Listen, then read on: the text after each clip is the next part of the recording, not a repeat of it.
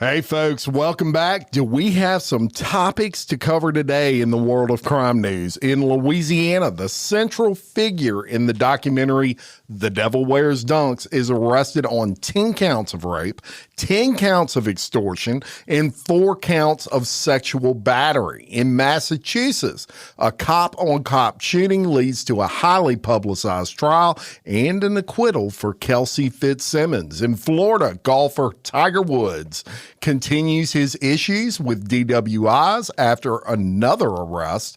In Houston, a suspect in the Lovers Lane killings is arrested. And we got some great news that is dropped as the infamous California toe sucker is arrested as well. Actually, he was sentenced, Kelly. Yeah. And Kelly sent me that story. I did. It was a touching story. Literally. Well, we're going to cover all of that. We got all that plus much more coming your way today. So first of all, welcome to Crime Wire Weekly. I'm Jim Chapman. And I am Kelly Jennings. And Kelly, you were so kind as to have wished everyone a happy Easter last week. I did. Just giving them a little heads up, if you will. So I'm going to send that sentiment today and tell everybody happy Easter. And if you're watching the video version of this podcast on Patreon, you know that we have the studio decorated. I am wearing my Easter best and even my Easter colors. And you'll have to see what Kelly's wearing. Well, listen. You have to see it. It's very Eastery. I have got my leopard leggings on and my She didn't get the memo, y'all. And my black unspeakable t-shirt with an LSU sweatshirt. Yep. And if they say dress for the job you want, not the job you have, I am dressed for being homeless. Well, there you go. And so she did not get the memo. And it was funny when she came in today. I'm like, dude, it's the Easter episode and you're not dressed for Easter.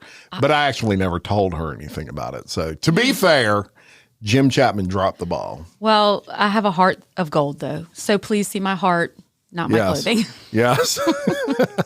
All right, let's get into what has been an active week of crime, to say the least. And we're going to start off right here in Denham Springs, Louisiana.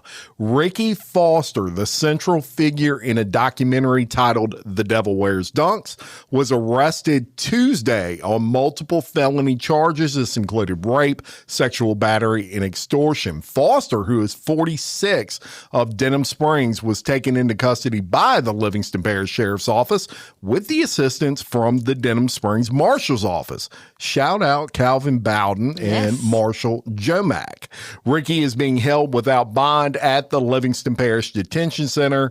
He's charged with 10 counts of third-degree rape, 4 counts of sexual battery, and 10 counts of extortion. Now, these charges stem from allegations by a victim who was in a romantic relationship with Foster. This is from January to August of 2023. The woman told detectives that during that time, Foster secretly took out more than $70,000 in credit card loans and cash advances in her name without her knowledge or her consent. She further alleged that Foster coerced her into performing sexual acts on multiple occasions, telling her he would not repay the fraudulent debt unless she complied. These acts allegedly occurred without her consent. LPSO Sheriff Jason Ard said in a statement, contact was made with the victim, who stated she was in a relationship with Ricky Foster during that time. She revealed on numerous occasions without her consent that she was forced to perform sexual acts with Foster. Sheriff Ard also added, quote, "We also believe more victims are out there. I'm asking you to come forward and work with detectives." Now, Foster became known in the Denham Springs area as the driving force behind Dads of Denham and Dads of Denham 2.0. The former being a popular Denham Springs high school tailgate where he and other members would encourage community involvement by offering free pastelaya. The Dads of Denham 2.0 was a large-scale fundraiser type deal that was organized by Ricky, and primarily this dealt with car shows. And he would allegedly help coordinate these fundraisers.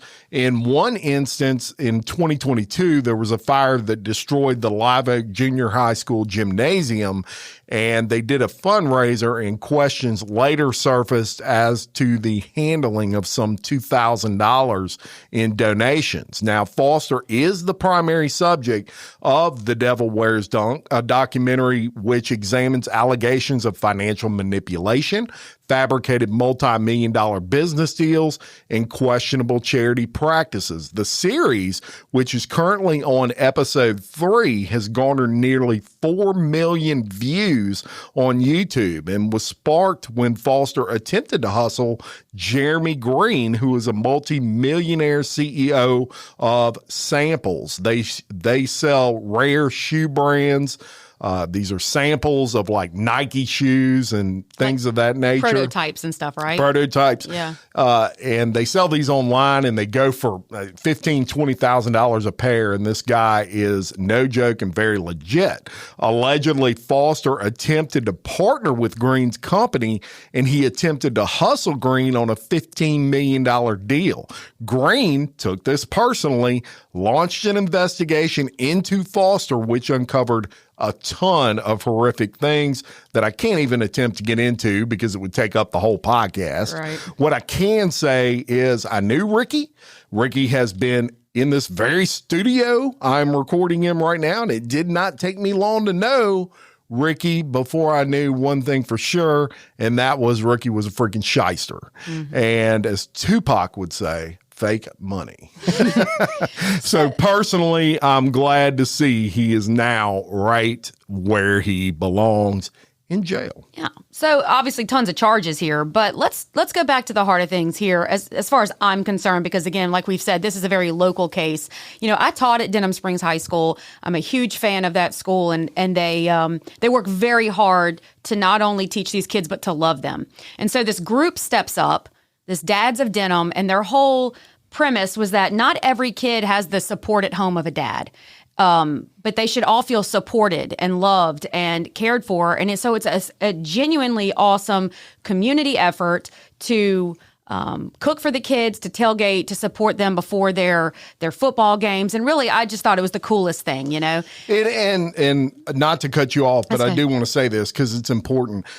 There were other members of that tailgate that are really good people. All of them were. That had no idea all this shit was going on with Ricky. They knew he was full of shit most of the time, but they had no idea that it was to any sort of level like it has become. Right. He just kind of seemed to weasel his way in because I guess it made him feel good to be part of this group that had good intentions. But then he took those good intentions and spawned it into something, you know, not so good. But to have someone come in and do fundraisers and all of that under the premise that you're going to be helping community, and really all you're doing is lying to everybody's face, and then the money is questionable and what happens. That's the worst kind of criminal, in my opinion.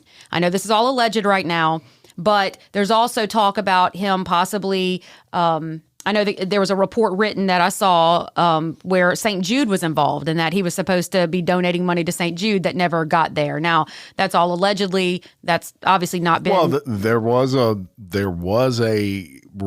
state police investigation on that, and what his excuse for that was he said the cost to put on that event superseded the donations received for the event. Right. So obviously you're not very good at putting on events because you would hopefully have, you know. Well, if you believe that story. Well, yes. Yeah. I mean, sure.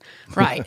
But yeah, so, and then we're going to add on top of so you're swindling around kids. And I remember Jim and I both, we would go to the football games because we have children that went there. And I remember us looking at each other one day when he was walking up and down the sidelines. Do you remember that? And we kind of elbowed each other like, who does he think he is? Because he thought he was like a local celebrity or something. But everybody that you speak to pretty much seems to have the same vibe about this guy, that he was a shiesty swindler. And then you FAFO'd with a millionaire, a multi-millionaire. Yep. And he wasn't going to let it go. He wasn't going to let it go. He took it personal. And these guys are from California, and they're used to kind of chasing these things down and exposing them. They don't give a shit. They got the no time and ties money. to Ricky, and this guy felt offended that Ricky tried to do what he did, and he went after him. So go watch that. Where can they find it, Jim? The Devil Wears Dunks. YouTube. Just go to YouTube and type in The Devil Wears Dunks. Are you going to put a link on our show page on Facebook? If likely. Can? If I can, if I think about it. Cool. But if not, it's real easy. Go to YouTube and just type it in. It's worth a watch. Very easily. All right, let's go to Houston, where a 64-year-old man has been charged with capital murder in the brutal 1990 double homicide of a young couple whose bodies were found near a wooded area off of Enclave Parkway, a case that haunted Houston for nearly 36 years and became known as the, quote, Lover's Lane murders. Floyd William Parrott was arrested Wednesday night by an FBI SWAT team in Lincoln, Nebraska. He faces capital murder charges in the deaths of 22-year-old Cheryl Henry and 21-year-old Garland Andy Atkinson. So the couple was last seen leaving Bayou Mamas, which was a nightclub in West Houston, on the night of August 22nd, 1990. Their bodies were discovered the next day in a secluded wooded area near Enclave Parkway. Both of them had been shot.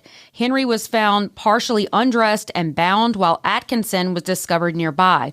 The case quickly became famous and gained notoriety because of its location, which was the popular Lover's Lane spot, and the lack of immediate leads. For decades, the killings remained unsolved despite extensive investigation by Houston police and the Harris County District Attorney's Office.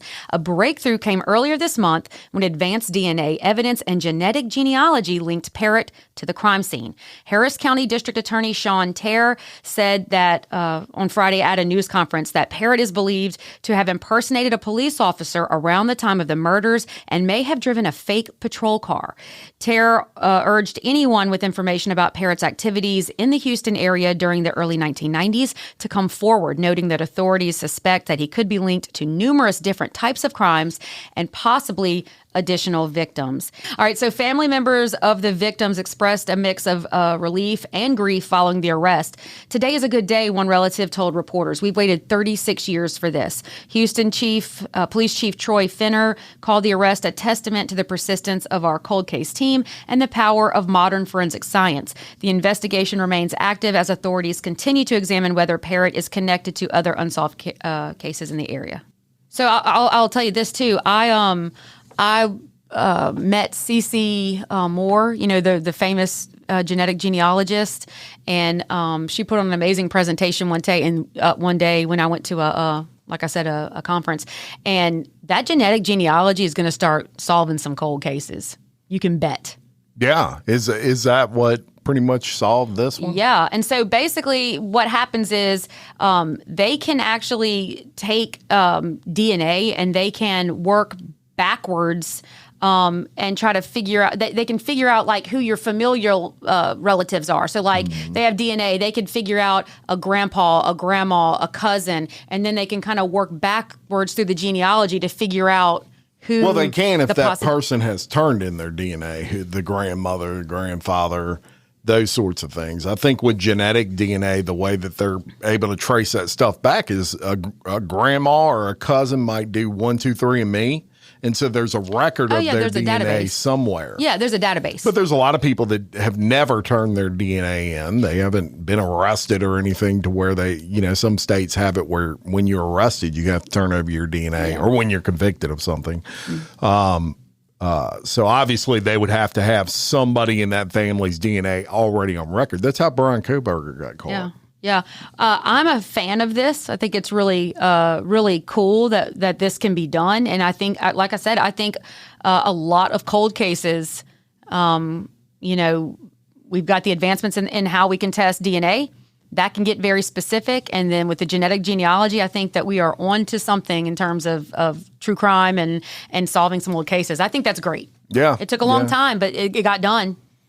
It got done. Let's go to Massachusetts, and a Massachusetts judge has acquitted a former North Andover police officer by the name of Kelsey Fitzsimmons of assault with a dangerous weapon. This ended a dramatic bench trial that centered around whether she pointed a gun at a fellow officer before he shot her during the service of a restraining order at her home. Essex Superior Court Judge Jeffrey Karp delivered the not guilty verdict after 3 days of testimony and hours of deliberation, telling the court he found the accounts from both sides credible, but ultimately concluded there was reasonable doubt. Quote, the Commonwealth has failed to prove beyond a reasonable doubt that Fitzsimmons committed the assault by means of a dangerous weapon on Officer Newman, who was the guy that shot her.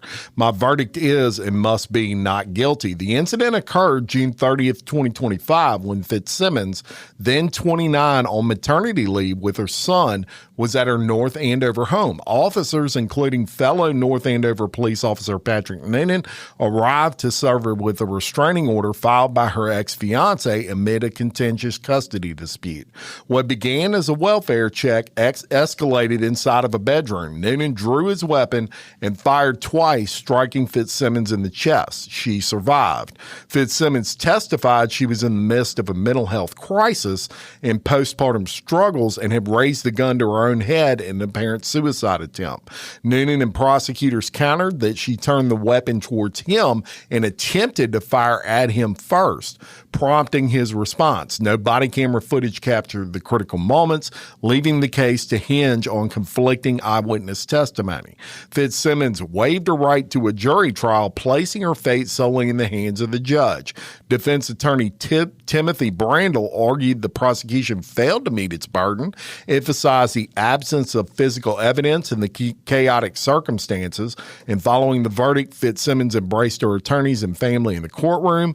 Judge Karp described the case as exhausting and perplexing, noting the credibility of the testimony on both sides was good, but lacked definitive proof to convict. The acquittal comes as questions linger about Fitzsimmons' future. Legal experts have speculated she may pursue a civil lawsuit. I would say that's probably stronger than a may against the department and involved parties, in the custody battle with her ex-fiance over their young son remains ongoing. She was placed on leave following the shooting, and she's obviously no longer with the department. She declined to comment immediately after the ruling, but was emotional as she left the courthouse. And I want to say this, and then we'll get your comments, KJ. I actually did a two-part documentary type exposed podcast on this that starts this upcoming week.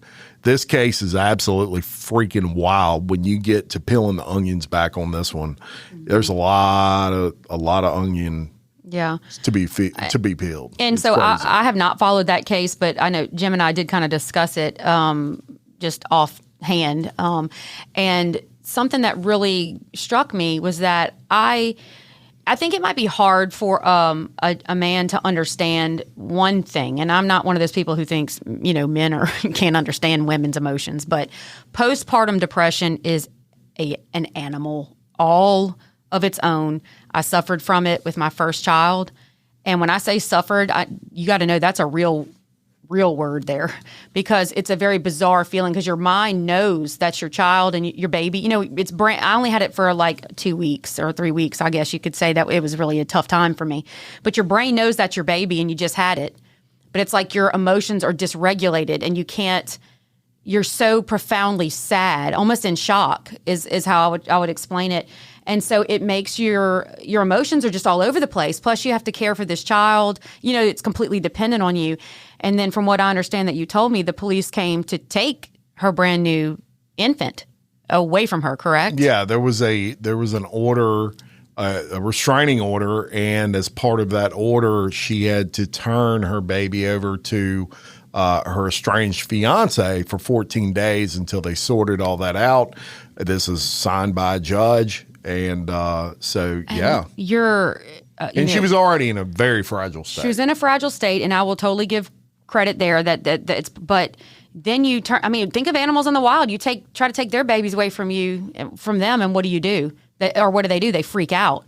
So my heart in this instance is very tender towards her in that moment, because I can't imagine someone trying to just take your newborn from you. I mean, you're going through a lot. Then you say you want to kill yourself, and I believe her. Even though I didn't follow that case, that she really was in the throes of an all-out mental health crisis, and it just seems like a tragedy all the way around. Yeah, and look, when I'm done talking about this one, if whoever wants to listen to it, you're going to believe her too. Yeah, I can tell you, there's a lot to it. Yeah. So go to exposed scandalous files of the elite, right? And you can listen to that on Jim's feed, and it's going to be a good one from what he told me. Yep. All right, now we're going to come right back here to where we are, but it's going to be in Baton Rouge, Louisiana, in a powerful show of bipartisan support. The Louisiana House of Representatives unanimously approved House Bill 806. And this one is going to be very close to home for both Jim and I.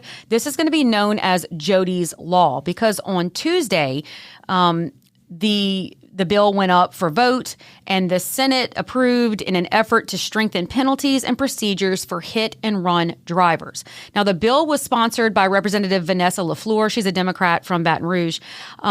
But it's named in memory of 20-year-old Jody Mann, who was fatally struck by a hit-and-run driver while walking along the side of the road in Livingston Parish. And this was last year, so I remember this very well. I know you do, because we were following this. But Jody's mother, Holly Crow, has been the driving force behind the legislation, testifying before lawmakers alongside other mothers who lost daughters to hit and runs. Crow has repeatedly highlighted how current laws allow suspects to post bond quickly, potentially giving them time to sober up, destroy evidence, or coordinate false stories.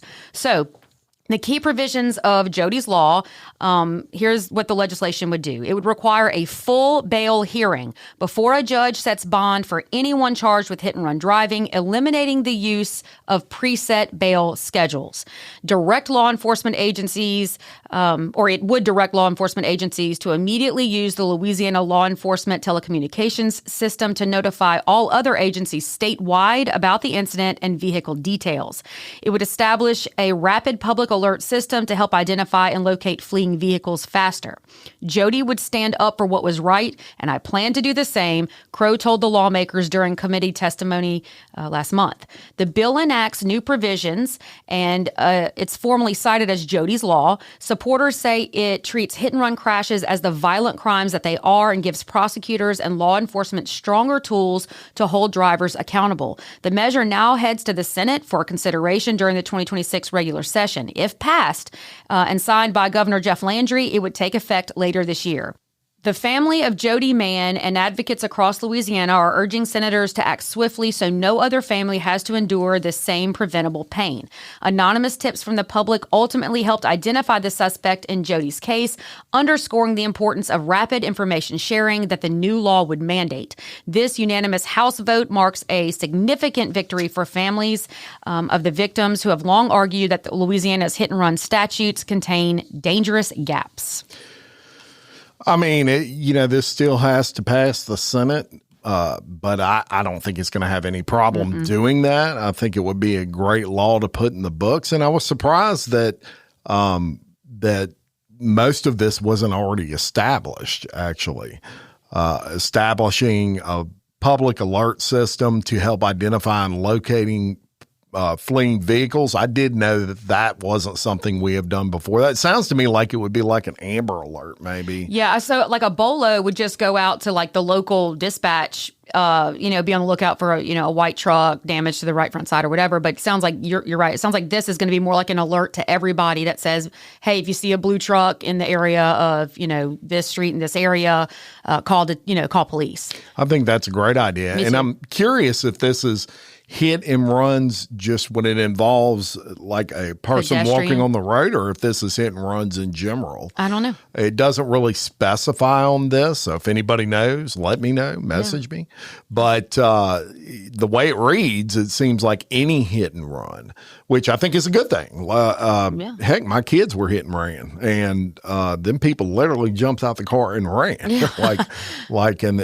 it was a serious accident. So I think if there's some sort of alert system that say be on the lookout for, that's definitely a good thing in my book. Yeah, and this seems like a victory, too, just for us locally, because I've watched on our local rants and raves pages, or whatever you want to call it, but the mom has consistently updated the public. When Jody was, and I don't know her personally, but she was in the hospital on the ventilator and on the tubes, and, her mother consistently updated photos saying, this is my daughter, look at my daughter. The guy that did this left, and, I believe in this case, didn't he leave and then come back allegedly and see her and leave again? Wasn't that this incident? I don't recall. I think it is. And so it took a long time to get him. And so, again, all these issues that are being addressed, Jody lost her life, unfortunately, but her life has value here, obviously continued, and this will hopefully help families in the future not to suffer this same fate. And shout out to her mama.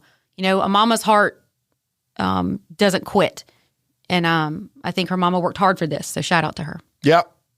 All right, let's go to Jupiter Island, Florida, and Tiger Woods.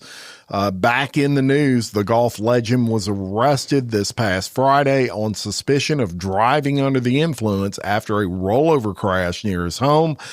This marked the second DUI-related arrest in nearly a decade. Woods, who was 50, was charged with misdemeanor DUI with property damage and refusal to submit a lawful test after his black Land Rover struck the back of a truck and flipped onto its side on a residential road. No one was injured in the crash, and it occurred around 3 p.m. that day. A breathalyzer test showed Woods had no alcohol in his system, 000s. But deputies did report that he appeared lethargic, had bloodshot eyes, was sweating profusely, and had failed multiple field sobriety tests. An arrest affidavit released Tuesday revealed 2 hydrocodone pills were found in his pants pocket. Woods told investigators he was looking down at his phone, changing his radio station before the crash. He refused to provide a urine sample for further drug testing, and he was booked into jail and released later that evening after posting bond. This is Woods' second high-profile driving accident. In 2017, he was also arrested on DUI charges in Florida after being found asleep behind the wheel of his Mercedes. He later pleaded guilty to reckless driving. The 15-time major champion has been open about his past struggles with pain medication following multiple back surgeries, and he has not publicly commented on this latest arrest, although that has changed, and I'll fill you in on that. The arrest comes as Woods has been eyeing a potential return to competitive golf, including the 2026 Masters. So as far as comments, he has come out and said that he will not be in the 2026 Masters tournament. He is going to seek some treatment, and he's actually going to do this treatment overseas, obviously, because it's hard to get any sort of privacy here in the United States when you're Tiger Woods and you're going through something like that. Yeah, he's no different than the rest of us. If, I got hooked on pain pills, I'd be going through the same struggles. I'm not saying it's okay. I'm not condoning that. Obviously, he hit somebody, and, he needs to get help. He needs to get help. Go after it. Say you're sorry.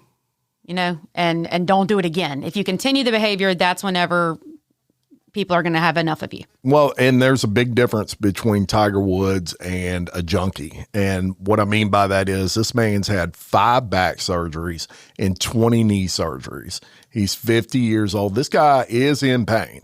I'm sure he lives every day with pain. So the way he's managing it, and I don't know. I mean, he didn't take a urine test. He could have not had anything. The pain pills were in his pocket, not in his mouth. Yeah, so he could have not. No, you're assuming that you have no evidence of that. He could have been looking down, changing his radio station. No, he could have, but the refusal to submit any good attorney is going to tell you don't submit to a urine test. Of course, even if you've never done anything. Of course they would. He knows that. Yeah, but you're Tiger Woods, and I think that exactly right. And I know. And so what I'm saying is, if I was Tiger Woods, and I'm like, that ain't nothing in my system, and you're not going to drag my name through the mud, then I would be submitting for that reason. Again, we should all be held to the same standard, but I would want people to understand that this was an accident and you're not going to, make it look like I've done something. I'm inclined to believe the refusal was for a reason. And if he failed field sobriety tests, of all those are not, 100% science, they're done for a reason. And so, yeah, but I mean, come on. I'm just saying. I couldn't do those sober as a goat. He did this for a legal win, and he's going to win on the legality there because he doesn't have anything to prove it otherwise. But just like Jody's law here, right? If they can bond out and they can sober up, and then there's no proof or anything like that, it's kind of along the same lines here that he played the legal game. He played it right. All right, because there's not going to be anything to convict him on. But this is where I'm at. My husband is disabled. Okay, he was in a motorcycle accident. His leg was partially amputated. He has he's broken his back. He had 27 surgeries, and he was in 3 comas because of this accident. And when he got out of the hospital, he was in the hospital for 3.5 years. Pain medicine is obviously a part of the regimen when you're trying to rebuild your body. But he makes a conscious decision to not continue pain medication because he doesn't want these kinds of problems, and he hurts every day of his life. If he can do it, so can Tiger Woods.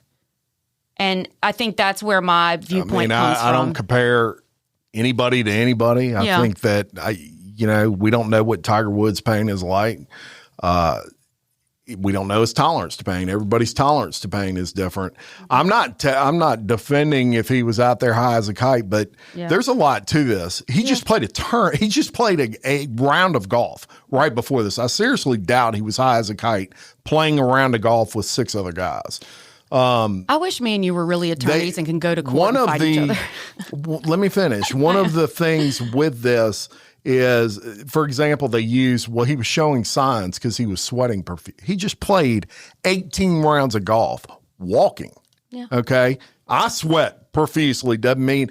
And secondly, if you're prescribed pain medication and it says take one at 7 a.m., he may have just been like, well, if I do a piss test, I'm going to piss hot because I took that one pain pill. No Doesn't mean he can't necessarily drive a car. No doubt. But people go to work every day and they're prescribed hydrocodone, and it's, if you're really in pain, it takes the edge off of that pain. And look, I don't even take medication, so I don't know why I'm defending him here, but I'm just saying, staying on that hill. The judgment without knowing the circumstances is kind of an issue to me. Yeah, I don't think that he could be convicted beyond a reasonable doubt here.